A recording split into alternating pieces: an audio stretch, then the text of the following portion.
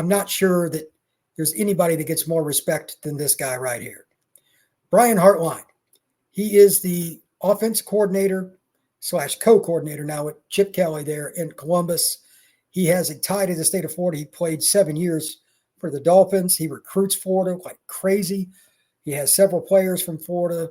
3 of his top 4 receivers right now are actually guys that played their prep football in the Sunshine State. So I think that it's pretty safe to say that he's an easy guy to utilize as a featured person. There are pros and cons with Brian as the potential coach for the Noles, but I have several things that I like about him that I'll get into personally. But first, let's go into hard numbers. I love comparisons. Here's number one. Looking at 23 when he was the guy. He was not calling the plays because Ryan Day still was, but he was the OC. This gets complex. Here are the numbers compared to 24 now that he's the co-OC with Kelly running the offense for the Buckeyes. They've changed quarterbacks. Obviously, the quarterback now for Ohio State was at K-State last year. The one they had last year is at Syracuse. So there are some differences. Rushing. They had 138.9 yards per game last year. That's 88th. So Brian threw the ball probably a little more than he should have. 2024 with Kelly, 186.5. They're 34th. That's up 45.4 yards. Better minds think alike. Something to think about right there. Passing game, 269.1 last year. That's 31st. This year, 271.1. Even though they've run the ball more. They're more balanced, but they're better with the efficiency. Having Kelly around is probably helping him. They're up 2 yards from last year, and they're up 45 yards rushing from last year. Total, 407.9 last year, 48th. This year, 457.6. That's 14th. They're up 47.7. Scoring, 30.5 last year, 45th. It's not really an Ohio State offense, but again, that was like his first year trying to do it, and it wasn't all him because he wasn't calling the plays. But this year, they're at 15th, 37.8. That's pretty good. Passing plays of 20 or more yards. I knew he was going to be good at this. Brian played receiver 7 years with the Dolphins, 1 year with the Cleveland Browns. He had 14 NFL career touchdowns. He understands the passing game. He may be the best developer as a receiving coach in the country. He's certainly in the conversation. This year, they have 31 through their first 9.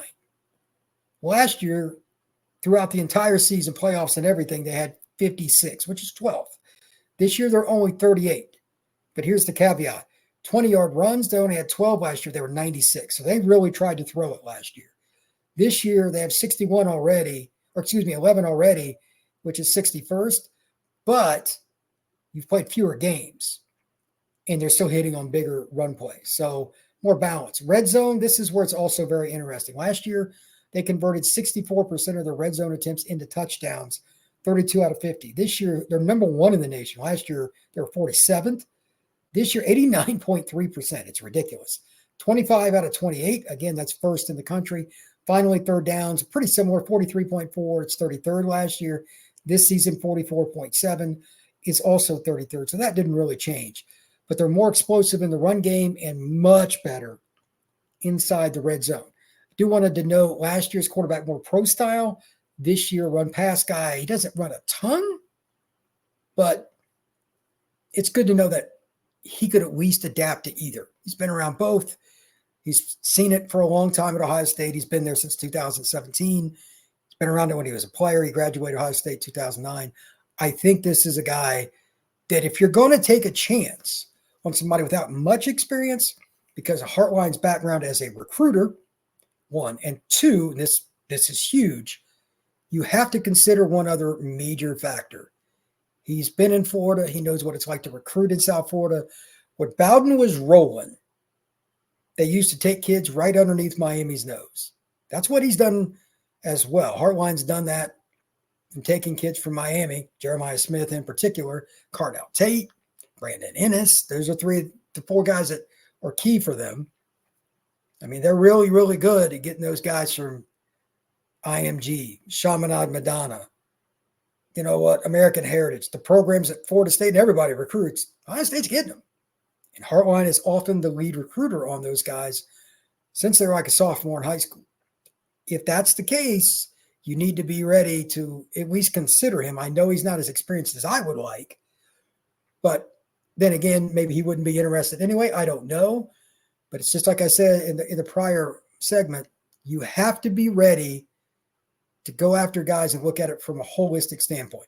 The money, the fit, the type of offense. I think all of those things would work with Hartline.